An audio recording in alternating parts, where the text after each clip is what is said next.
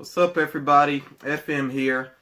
Recently, Hollywood, and I would say everybody that's a film lover, we lost somebody that I think was just a great all-around actor, great all-around man, in general, because I think he's that type of actor who there was no ego about him. He really just played his part, and I'll say a lot more about him later on because I do want to have a, tribute at the end of this video. And I'm going to start off here, though, with what I feel is one of his best movies. So I'm kind of giving away, what I think of the movie already. But yeah, I'm going to share my thoughts on the movie Frailty. So starting off with the review, then like I said, we'll have a tribute at the end. And it's not going to be just me. You will also hear from my good friend, Matthew Movies. Kill me, I'm here! Kill me!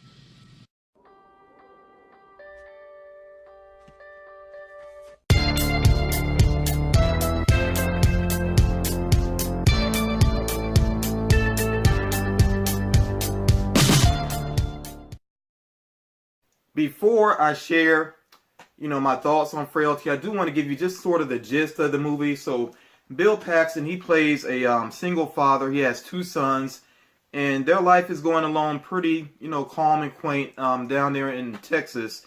And but he gets a vision one night, and I'll say this. Well, actually, I'll hold off till I get to the strengths, but I don't want to jump ahead. But yeah, he gets this vision that God is telling him that there are demons in the world, demons disguised as human beings, and that he and his sons are basically going to be demon hunters, you might as well say.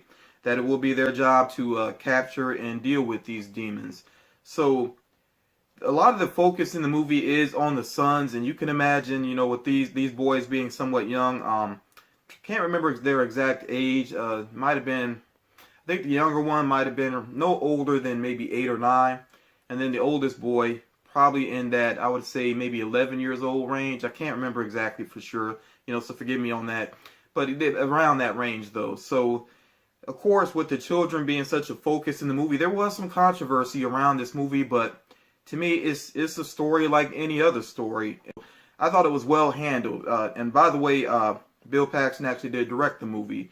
So do keep that in mind as well. So yeah, that's the gist of it. I really don't want to say more because I don't want to get into spoilerish territory, but that is the basic gist of the movie. The end of the world is coming. It's near. The angel showed me. There are demons among us. The devil has released them for the final battle. It's being fought right now. But nobody knows it except us and others like us. I'm scared, Dad. There's nothing to be afraid of, Tiger. We've been chosen by God. He will protect us. He's given us special jobs to do. We don't fear these demons. We destroy them. We pick them up one by one and we pitch them out of this world. That's God's purpose for us. I want to talk about the strengths of this movie, and there are a lot of them. For one thing, as I mentioned previously, Bill Paxton directed this movie, and a lot of the movie takes place in the past. It does kind of jump back and forth between two different time periods, but a lot of it takes place in the past, like I said, in Texas, and I think Bill Paxton did a great job, and his director of photography, everybody that worked along with him, set designer and all that, they really did a great job of capturing that time period. Even the way it's directed, there are moments that feel very kind of throwback to the time period. What time period it's in, I can't say. It might be around the 70s, somewhere in that area. But yeah, you definitely feel it, and I think they did a good job with that. Also, another big strength, of course, is the acting. The acting is just phenomenal all around. Now, when you have two children as leads in the movie, and they are, in a lot of ways, the leads in the movie, that can be kind of touchy because some child actors really shine, and then some are just, they kind of make you cringe, and I mean, I feel like when it comes to kid actors, you got to judge them fairly. They are actors. If they're going to be in the business, they got to be critiqued. That's really what it comes down to. But these kids were phenomenal.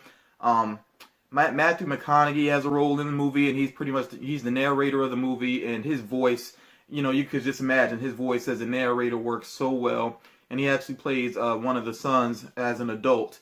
So that's pretty cool. Powers Booth has a small role in it.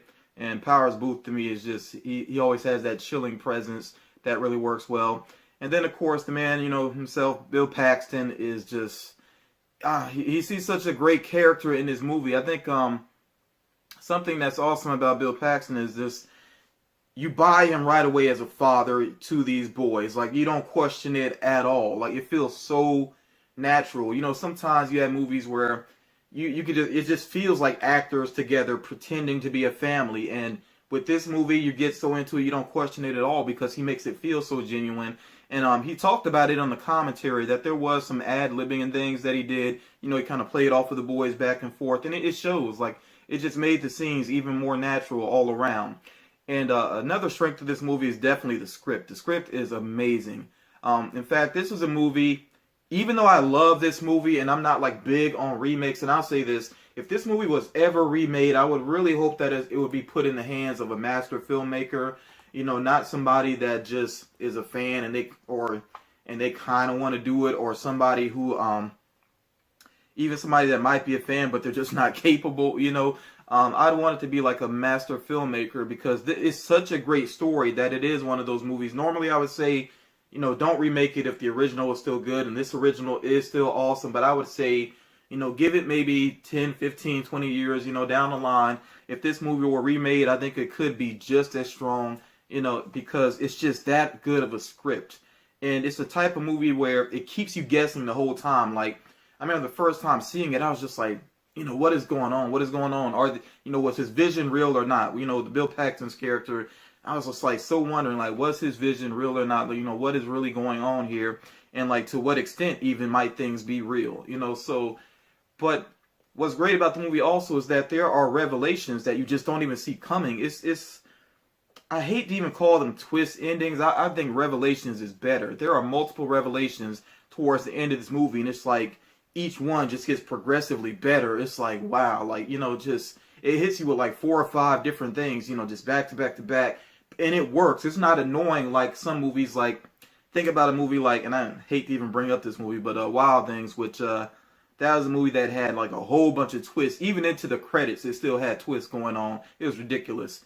Some people just way overdo it. So that's why I say I feel like there were revelations here because they really fit into the story. Nothing was out of left field, and you could rewatch the movie and see how everything did fit together. Nothing was fabricated at the end. So it's just a great story, and I think it is a timeless story as well.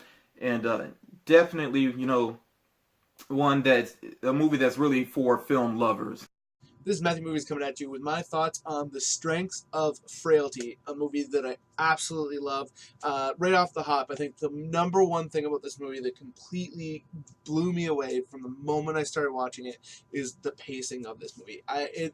To say that this is deliberately paced would be the understatement of the year. If you are somebody who is impatient, I could see that you could say that it's kind of slow, but I would completely disagree with that. I think that the way in which it's told in this very kind of drawn out manner, and like almost every single moment in the movie completely breathed, really serves to draw you into the characters, draw you into the story, which is really what this movie is all about. Because you kind of, because of the way everything is happening, you're liable to start like leaning forward in your chair to try to figure this movie out more, and things are not spelled out for you as much as they are in a lot of different movies. And throughout the entirety of this film, you don't really know what's up and what's down and what's left and what's right.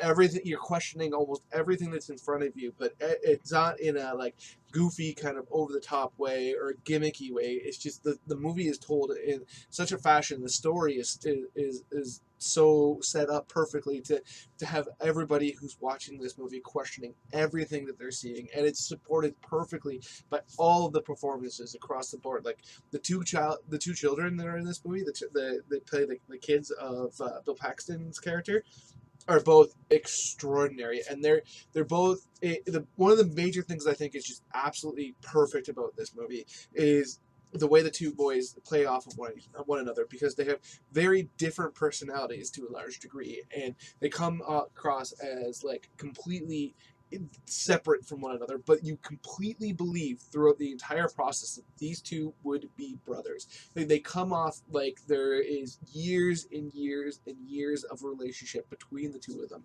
and there's the affection between the two of them is clear. And then when as the story progresses, like the longing for one to embrace what's going on is just absolutely fantastic. And like across Bill Paxton, of course, it just nails this movie from the directing to his acting as well. Like I said before, the pacing's amazing, but also like the shots are incredible. Like there's a scene that where his character basically gets his mission, or believes he gets his mission, and the way that looks is just so impressive, and the way the world kind of expands is just done to perfection.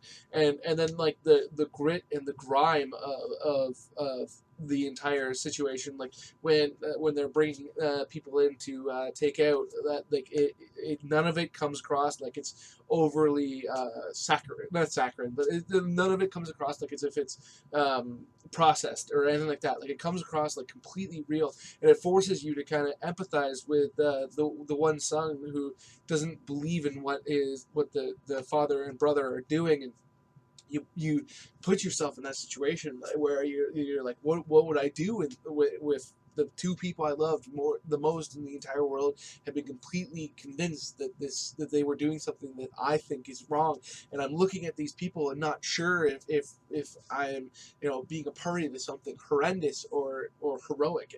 And the way that's all played out is just amazing through the visuals. And then Paxton's performance of is just amazing because of the way in which he plays it just right on the razor's edge. Throughout the entire film, he comes off like he could be somebody who's just completely been overtaken by some malevolent force that has him convinced to do horrible things, and basically gone into a descent into madness, or he is just the only guy with his eyes open in the world.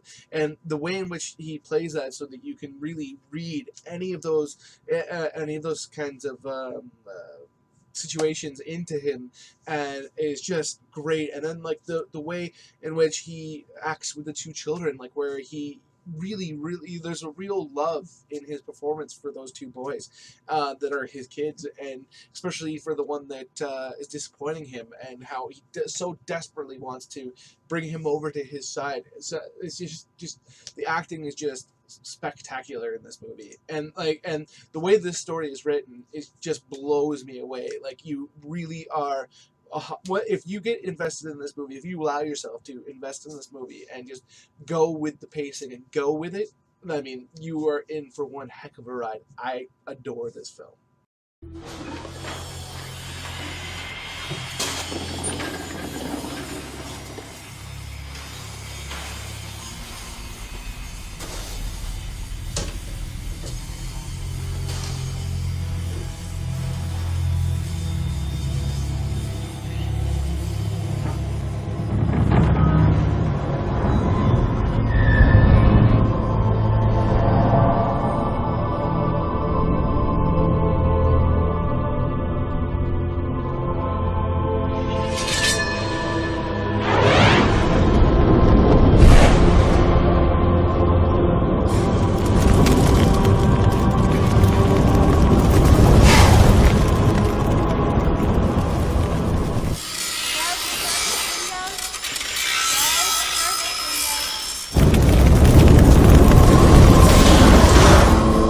So my favorite scene in the movie, with this one, I would say that this is kind of spoilers territory, but not really, because if you watch the movie, you know that there is going to be killing in it. I mean, that's obvious. I mean, just looking at the cover of the movie, you're gonna know there's going to be some killing in the movie. So I would say that the first scene that they kill a demon, as Bill Paxton's character calls it, is very well directed, because it's the way it's done, and Bill Paxton even talked about this on the commentary. He did it in a way where you feel like, as an audience member, maybe you will be spared of seeing this. And movie lovers, we see plenty of killing in movies. So what I mean by that though is the fact that his children are there, witnesses to this, and he intentionally has this moment where he's about to slay the demon, as you know he would say, and he goes to the window and pulls down the blind. So you think that maybe this is going to be just you'll hear the sound effects or something like that, but no, it takes you right back in there, and it's so intense. And there are a lot of intense moments in this movie, and a lot of great subtle moments as well. But I mean, if I have to look at a scene overall, I would definitely say that the first kill, that's my favorite scene because it's just so intense. My favorite scene of this movie, it's a tough one because there's so many moments I want to throw out there, like when they grab the first victim or the first punishee, but for me, the moment that has always stuck with me is one of the two sons when he kind of has like almost like a descent into madness where he's kind of been pushed into a situation that he can't escape from, and he's alone, and he starts kind of seeing things, and the way in which the movie visualizes what he's going through and makes you like completely empathize with the horror that kind of being put into that kind of position by two people you love would have on you, and the like emotional turmoil and the way in which that could completely make your world crack apart and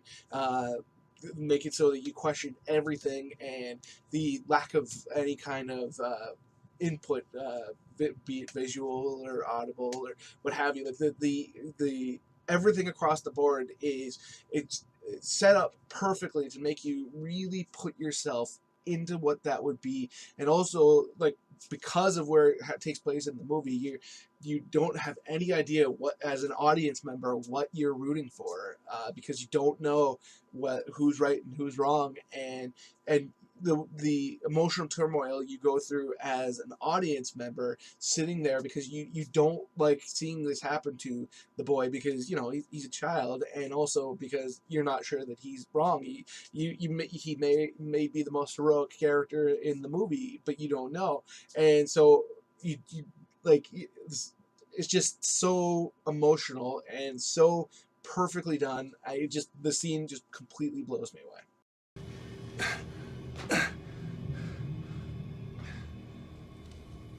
Destroy him.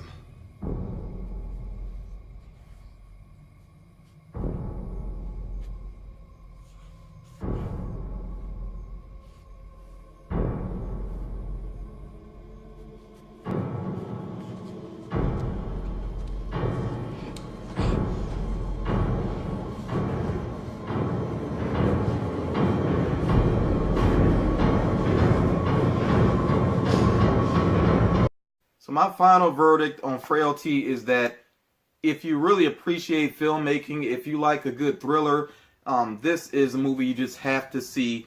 And don't let the movie scare you away. I mean, I know that, just from the cover and everything, it looks like it's horror.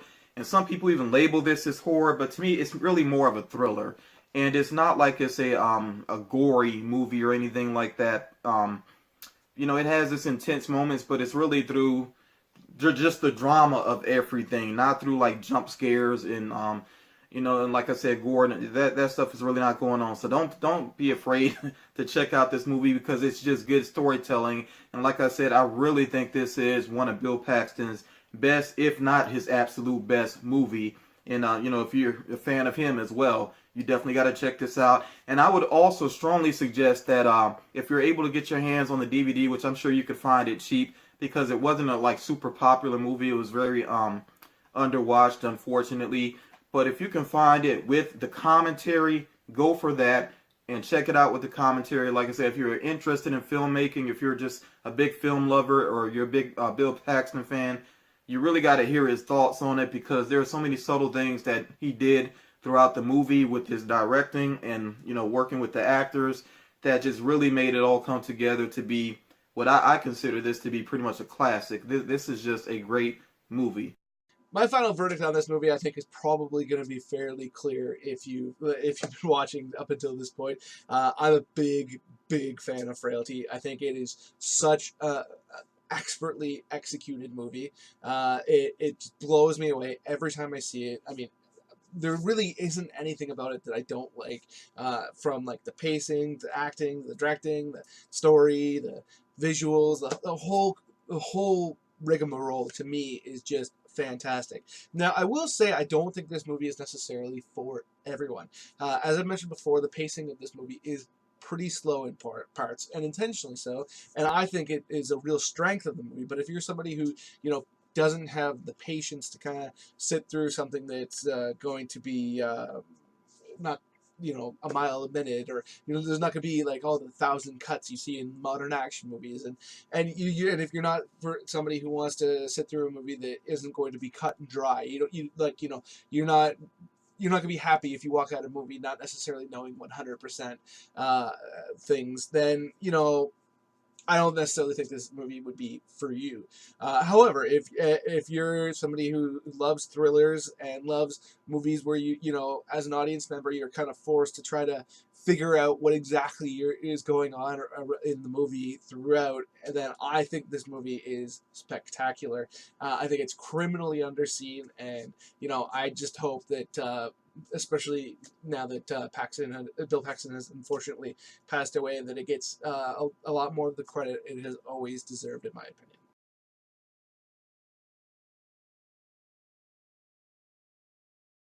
When I heard that Bill Paxton had passed away, like, first of all, of course, I did what I usually do. I jumped online. I made sure I checked from multiple sources, especially making sure that I checked out some reliable sources to see if it was real, because we know there are a lot of just terrible people that love to do celebrity hoaxes, about their deaths and all that. So I wanted to make sure it was legit.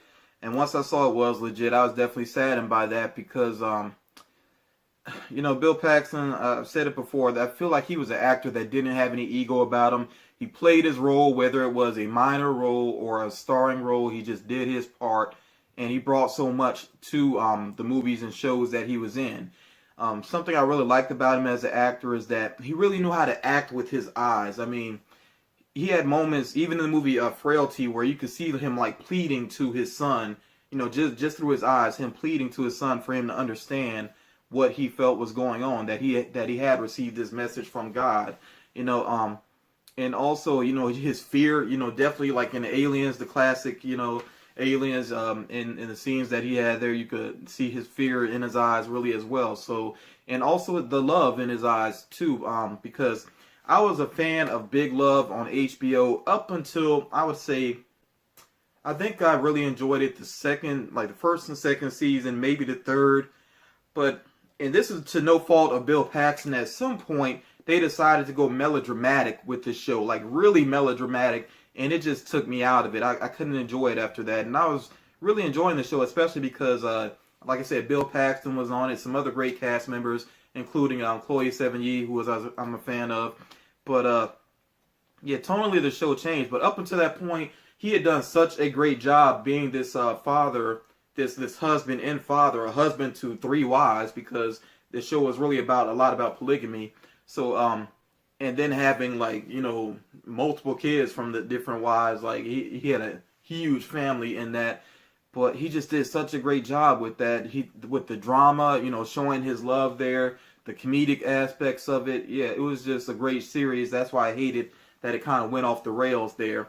I don't know if they ever kind of pulled things back, because I didn't have HBO for the past couple years. But yeah, it was really good in the beginning. And then also True Lies, I mean, he didn't have like a major role in that, but he was, again, his comedic chops really showed in True Lies. Twister, another one where he gave both, I would say mainly a dramatic performance, but it had its great comedic moments too. That was a fun movie, just constant motion in that movie. I mean, it's a Twister movie, about tornadoes and everything, but also the way it was directed, there was just constant movement going on. So, and he was like, that's when he really shined to me, when there was a lot going on in the movie, when things seemed kind of chaotic and everything like that. He was right there along for the ride, so that he's just very fun to watch in those type of scenarios. I would say, in terms of his dramatic chops, you definitely need to check out the movie A Simple Plan. That's another underwatched movie that's just so good. I mean, it's really amazing. Bridget Fonda plays his wife in that, and I don't feel. I mean, I hate to say it, but I don't think she's like the greatest actress, but she does her thing in that movie. She really does. And Billy Bob Thornton as well, playing his brother. They're just great together. It's a small cast in that movie, and it's a small town. And the story, in a certain way, is small, but it's about some big ideas, though. It's really a lot about greed and how greed corrupts people. So, yeah, Simple Plan is another one to check out. Bill Paxton altogether just has an amazing body of work. So I hope that people continue to check out his work and just remember him as the great actor that he was. And he was even starting up a new TV series based off of Training Day, which that would have been interesting to see where they were going to go with that. And I'm sure the filmmakers there and the crew members, the cast, everybody is pretty heartbroken as well. But yeah, I just feel like we need to remember just what he gave of himself to the movie business, which was a lot. He gave a lot of heart to the movie business. So yeah, rest in peace, Bill Paxton. I've been a fan, and I'm still gonna be a fan because yeah, he's just a great person all around. When it comes to my feelings on Bill Paxton's career as a whole, I mean, I don't know if you're a film fan, how you could not love this guy's work. I mean, he's been in so many incredible movies and given so many amazing moments. And then there's been a few moments that are like epically horrible too. Like just as a quick aside, if you never looked up the alternate ending of Titanic, it is one of the most atrocious moments on film of all time. And if they had not cut that, I don't know that movie would have done nearly as well as it did, because dear Lord, it's terrible. And Paxton plays a big part in it and is great in his terrible part of it. But I mean, the guy's career was amazing. I mean, he had the relationship with James Cameron that had him take parts in a lot of his movies, like Aliens, which of course has his classic "Game over, man, game over" line. And for such a small role in the movie, really he really makes an impact on the audience. Like I mentioned in Titanic, he plays the boatsman or the captain or what have you that's trying to find the jewel that starts the whole love story. He was in the Terminator. In True Lies, he plays the used car salesman that is just so fantastic because he's so like greasy and slimy and just a real piece of work. And other than his James Cameron work, he played the older brother in Weird Science, which he was just perfectly cast as the bully. And it's funny because you don't necessarily think of him as being like this intimidating guy, but he managed to make you feel intimidated for the two boys, because obviously they were pretty easy to pick on. But he's this militant guy who when he gets his comeuppance in the end, it is just epic. And then he's one of the stars of one of my all-time favorite westerns, Tombstone. He plays one of the Earp brothers, one of the minor ones, but still he's great in that as like kind of like the scrappy younger brother. And then I think Near Dark doesn't get nearly enough credit for being one of the best vampire movies of all time. And his character is just so great in it. And just, he just completely commits to being the villain of that movie. And he's just the villain, but he's villainous, but he's also, you're kind of rooting for him too. It's just the way in which he pulls that character off is just amazing. And then, Twister. What can I say? I mean, that movie is pure action schlock and funny and ridiculous and just a real entertaining movie. So I'll definitely miss being able to see more of Bill Paxton. So